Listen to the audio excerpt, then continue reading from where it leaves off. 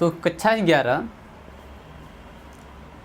Chapter है रसायन विज्ञान की कुछ मूल अवधारणाएं, क्लास 11 चैप्टर नंबर 1। सबसे पहले समझते हैं रसायन विज्ञान क्या है। रसायन विज्ञान विज्ञान की वह शाखा है जिसके अंतर्गत पदार्थों या द्रव्य के संगठन और उनके गुणों तथा उनकी संरचनाओं का अध्ययन किया जाता है, रसायन विज्ञान कहलाता है। इस रसायन विज्ञान जो है बहुत पुराना विज्ञान नहीं है, परंतु यह हम मान सकते हैं कि यह एक जिज्ञासा का विज्ञान है। जैसे 17वीं शताब्दी से पहले यह माना जाता था कि रसायन विज्ञान जो है एक कला का विज्ञान है, परंतु 17वीं शताब्दी के बाद यह अवधारणा बदल गई कि यह एक कला का विज्ञान हो सकता है।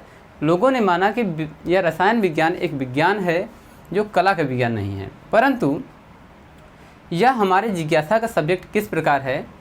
हम लोगों ने प्राचीन काल में बहुत सी ऐसी कहानियाँ को पढ़ा है जिसमें नाम आता है पारस पत्थर। माना जाता है कि पारस पत्थर को चाहे लोहे या तांबे से टच कराने पर यह सोने में परिवर्तित हो जाता है। तो यह एक सब्जेक्ट है कि हम इसको कैसे मान सकते हैं कोई पत्थर को टच कराने से सोना बन सकता है। परंतु जब हम आगे चल कर के अध्ययन करते हैं तो देखते हैं कि बहुत से वैज्ञानिकों ने पारे को सोने में परिवर्तित किया है। अर्थात जो पारा है इसका परमाणु क्रमांक 80 है, इसमें से अगर हम एक परमाणु कम कर दें तो 79 हो जाएगा, जो आरम का या सोने का परमाणु क्रमांक है। तो यहाँ पर उन्होंने सफलता हासिल किया है। परंतु क्या ऐसा हो सकता है कि किसी पत्थर को हम टच कराएं और वह सोने में तब्दील हो जाए?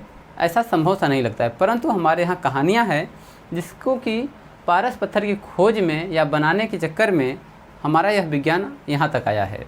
आगे कहानी मिलती है अमृत प्राप्ति के लिए अमृत। जैसे हम लोगों ने अपने कहानियों में सुना है कि समुद्र मंथन के समय अमृत प्राप्त हुआ था जिसको पीने से इंसान अमर हो सकता है। आखिर अब अमरता का मतलब क्या समझते हैं? अमरता का मतलब ये होता है कि कोई इंसान न मरे।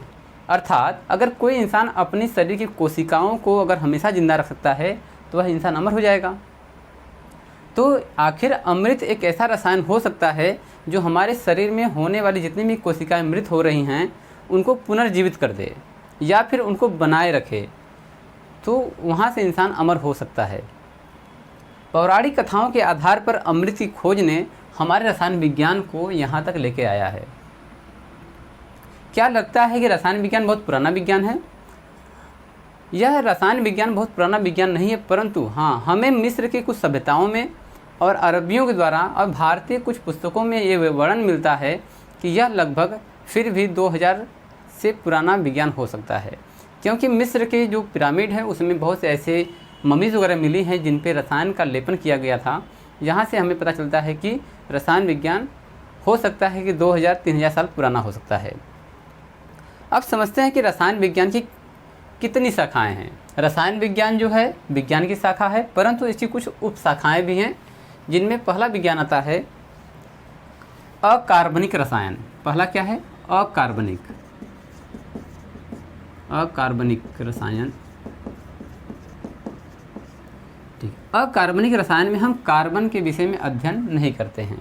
इस विज्ञान में केवल हम अकार्बनिक तत्वों के विषय में या फिर कार्बनिक यौगिक को छोड़कर अध्ययन किया जाता है। दूसरा आता है कार्बनिक रसायन। कार्बनिक रसायन, तो कार्बनिक रसायन में कार्बन परमाणु का अध्ययन किया जाता है। आगे आता है तीसरा भौतिक रसायन। भौतिक रसायन, भौतिक रसायन में हम इसके अंतर्गत रासायनिक अभिक्रियाओं के नियमों और सिद्धांतों का अध्ययन करते हैं। नंबर 4 पे आता है विश्लेषिक रसायन। विश्लेषिक रसायन, इसको हम इंग्लिश में कर सकते हैं एनालिटिकल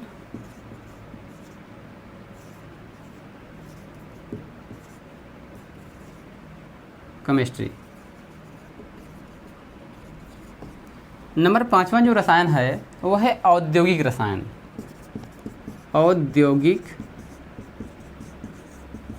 रसायन, ठीक है। औद्योगिक रसायन के अंतर्गत हम पदार्थों की पहचान और उसके निर्माण की विधियों का हम अध्ययन करते हैं। नंबर 6 पर आता है जैव रसायन यानी कि बायोकेमिस्ट्री।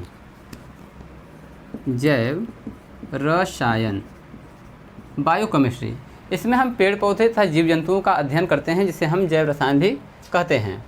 आगे नंबर 7वां है, नंबर 7 पर आएगा कृषि रसायन या फिर कृषि विज्ञान। ठीक है, तो आगे है नंबर 7 कृषि रसायन।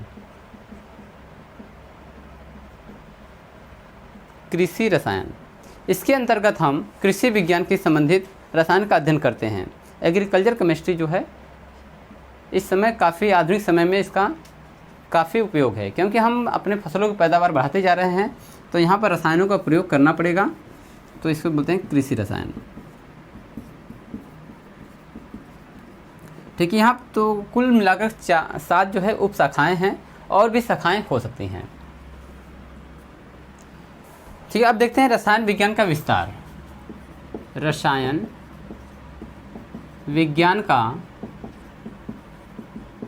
विस्तार तथा महत्व। आज हमारे इस दैनिक जीवन में रसायन विज्ञान जो है हमारे हर क्षेत्रों में अहम योगदान दे रहा है। जैसे कि हम मान सकते हैं कृषि के क्षेत्र में, पहला क्या है कृषि के क्षेत्र में। अब कृषि के क्षेत्र में किस प्रकार हमें दे रहा है, उर्वरक के रूप में, उर्वरक, कीटनाशक के रूप में। आगे इसके जो क्षेत्र हैं वह है पीड़कनाशी के रूप में। तो रसायन विज्ञान का जो विस्तार है वह हर क्षेत्रों में है, और जिसमें से हम लोगों ने कृषि को चुना है। कृषि जो है उर्वरक के रूप में, कीटनाशक के रूप में और पीड़कनाशी के रूप में यहाँ पर हमें और भी क्षेत्रों में दे रहा है, योगदान अपना महत्व दे रहा है। दूसरा हम देखते हैं नंबर 2 वस्त्र में। ठीक है, आप देख रहे हो कि इस समय आधुनिक समय में तमाम तरह के अच्छे वस्त्रों का निर्माण हो रहा है। सभी जो है रंग बिरंगे कपड़े बनाए जा रहे हैं, खूबसूरत कपड़े देखने में अच्छे लग रहे हों, उनका कलर। तो रसायन के क्षेत्र में, रसायन का जो क्षेत्र है वस्त्र में कृत्रिम रेशे बनाने में योगदान दे रहा है। कलर यानी कि रंगों को बनाने में योगदान दे रहा है वस्त्र क्षेत्र में। ऊन और धागे, ऊन के निर्माण में और धागों के निर्माण में भी ये अपना योगदान दे रहा है, ये महत्व है। आगे भवन और सड़क निर्माण। नंबर 3 है भवन व सड़क निर्माण। अब आप जानते हैं कि जितने भी सड़कें बनाई जा रहे हैं, जितने भवन बनाए जा रहे हैं, उसमें कुछ ना कुछ केमिकल रिएक्शन होते हैं। जैसे अगर हमें प्लास्टर ऑफ पेरिस बनाना है तो CaSO4.5H2O यानी कि हमें जिप्सम का यूज करना पड़ेगा। जिप्सम वह केमिकल होता है जो सीमेंट के रूप में हमारे बालू और ईंट को पकड़े रहता है। अगर ये जिप्सम ना हो तो क्या लगता है कि आज हमारे यहाँ हाईवे जो है काफ़ी टिकाऊ हो पाएगा? नहीं, क्योंकि जो तारकोल या डामर का सड़कें बनती हैं वो बरसात के दिनों में अपनी पकड़ को छोड़ देती हैं, जिसके कारण यह सीमेंटेड अगर बनता है तो वह काफ़ी दिनों तक चलता है। ठीक है, आगे देखते हैं। तो इसमें जो है सीमेंट बनता है, इसका निर्माण क्या बनता है? सीमेंट। ठीक, आगे देखते हैं स्टील और तार। स्टील और टार मतलब तारकोल के रूप में, केमिकल का रूप में यूज होता है। नंबर 4 जो है, नंबर 4 देखते हैं स्वास्थ्य तथा जीवन। स्वास्थ्य तथा जीवन। तो आज आधुनिक समय में रसायन विज्ञान ने इतनी तरक्की कर ली है कि वह हमें हर एक रोगों के विषय में विज्ञान को जानकारी है और हर एक रोग के लिए दवाएं बनाई जा चुकी हैं, जिसमें से औषधियाँ, विटामिन, औषधियाँ,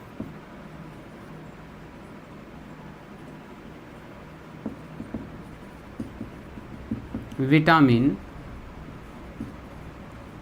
और भी अनेक प्रकार के इंसिडेंट जो है, जैसे एंटीबायोटिक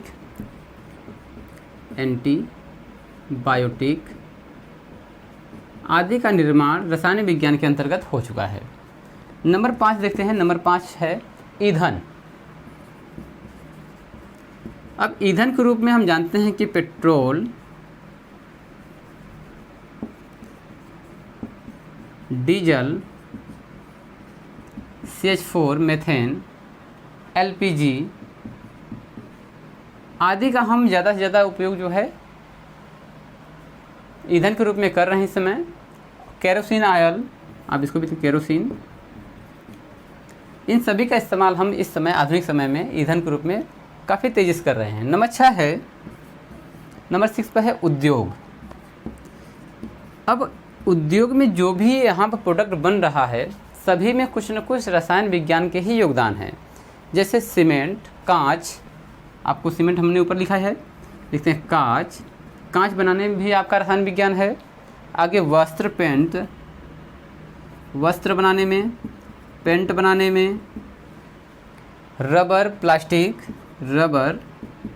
प्लास्टिक, और भी आपको नाम गिना देते हैं, चमड़ा, स्टील, चीनी, उर्वरक आदि सभी उद्योगों के कच्चे मालों को प्रोसेस करने के लिए हम केमिकल का यूज करते हैं जो रसायन विज्ञान द्वारा ही। तो युद्ध सामग्रियों में जैसे कि हम विस्फोटक का इस्तेमाल कर रहे हैं, तो विस्फोटक में जितने भी बम हैं ये सब केमिकल का ही कमाल है। नंबर है नेक्स्ट 8वां, शक्ति उत्पादन। जैसे परमाणु ऊर्जा, बैटरी सेल आदि जो है यह जो है ये बनाए जा रहे हैं केमिकल की सहायता से। आगे है धातु कर्म। धातु कर्म में जैसे है धातु निष्कर्षण, धातुओं का शोधन, मिश्र धातुएं बनाना आदि जो है रसायन विज्ञान द्वारा ही संभव हुआ है। मनोरंजन के रूप में gramophone, recorder, photo film, photography, cinema, रंगीन फीचर फिल्म, ये सभी जो है रसायन विज्ञान से ही संभव हुए हैं। आगे सुंदरता के जो प्रसाधन हैं जैसे इत्र, क्रीम, पाउडर, सेंट वगैरह, ये सभी रसायन विज्ञान की ही देन है। आगे है खाद्य के क्षेत्र में। जितने भी हम खाद्य को सुरक्षित रखने में या परिरक्षक के रूप में जो केमिकल यूज करते हैं, जैसे कि हमारा भोजन जो है 6 महीने, 1 साल, 2 साल भी आगे तक चल जाता है, यह सभी केमिकल रसायन के अंतर्गत ही संभव हुआ है। आगे है प्रतिशन और वातावरण। तो हम जानते हैं कि जितने भी हम कोल्ड स्टोरेज में अपने सामान रखते हैं उनको सुरक्षित करने के लिए प्रतिशक के रूप में फ्रेआन गैस का यूज किया जाता है। फ्रेआन ठंडी गैस है, इसका इस्तेमाल हम लोग केमिकल रसायन के अंतर्गत करते हैं।